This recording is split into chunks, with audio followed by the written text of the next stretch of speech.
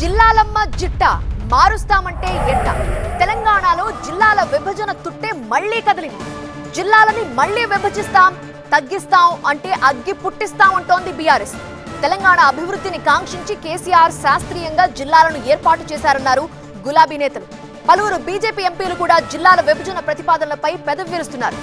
కానీ సీఎం రేవంత్ రెడ్డి జిల్లాల విభజన ఉంటుందని క్లారిటీ ఇచ్చారు. అందుకోసం రిటైర్డ్ జడ్జి నేతృత్వంలో కమిటీ వేస్తామన్నారు. తెలంగాణలో మళ్లీ జిల్లాల గొడవ మొదలైంది. జిల్లాల మార్పుపై రాజకీయంగా మాటల మంటలంటుకున్నాయి. జిల్లాలు తగ్గిస్తారని, జిల్లా కేంద్రాలు మారుస్తారు అన్న ప్రచారం జరుగుతోంది. సిద్దిపేట నుంచి నారాయణపేట వరకు జిల్లాలను తీసేస్తారంటూ బీఆర్ఎస్ అనుమానాలు వ్యక్తం చేస్తోంది. ఏ జిల్లాను తీసేసినా ఊరుకునే ప్రసక్తి లేదన్నారు బీఆర్ఎస్ వర్కింగ్ ప్రెసిడెంట్ కేటీఆర్.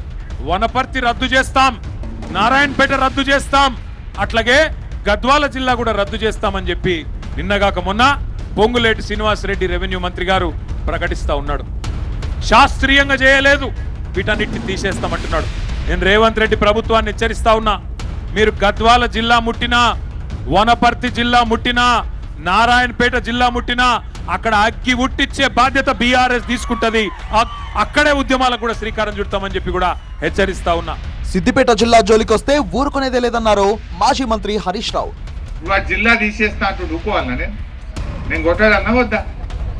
నా మీద కోపం ఎందుకు నీకు? నేనేమడిగినా?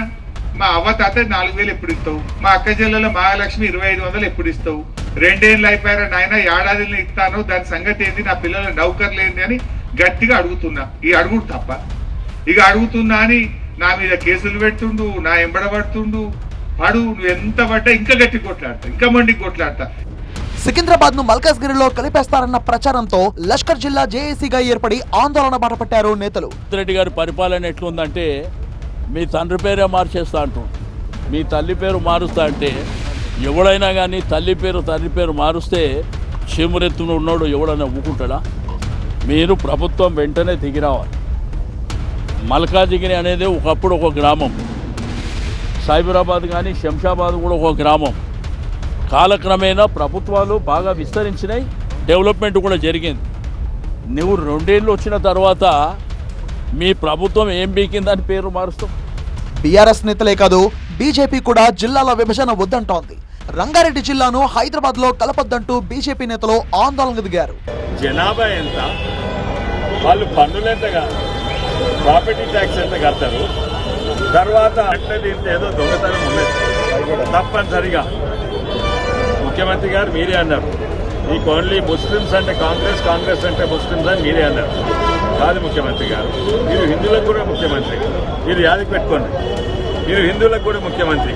మీరు కేవలం చార్మినార్ అని కాదు. అది నిజంగానే మీరు ఇది చేస్తే కాంగ్రెస్ పార్టీ ఇక్కడ ఉండదు, హైదరాబాద్ నగర్ ఉండదు. జిహెచ్ఎంసీ ఎలక్షన్స్ ఎట్లా కొట్లాడుతుందో మేము చూస్తాం. ఇక జిల్లాల పునర్విభజనపై సీఎం రేవంత్ రెడ్డి కీలక ప్రకటన చేశారు. గతంలో కేసీఆర్ ఇష్టారాజ్యంగా జిల్లాలను ముక్కలు చేశారన్నారు రేవంత్ రెడ్డి.